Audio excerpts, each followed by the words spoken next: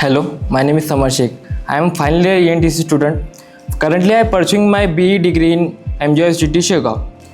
जेव्हा मी माऊली कॉलेजला ॲडमिशन घेतली, सर्वांसारखं माझ्याही मनात होतं की IT कंपनीत जॉब असावी. बट प्रॉब्लेम अशी की कोडिंगचं सी पण येत नव्हतं.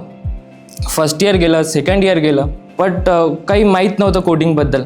बट त्याच्यानंतर थर्ड इयरमध्ये आमच्या कॉलेजने आम्हाला RS सोबत इंट्रोड्यूस केलं. RS सॉफ्टटेक नावाचा कोर्स. RS सॉफ्टटेकमध्ये आम्हाला राहुल सर भेटले.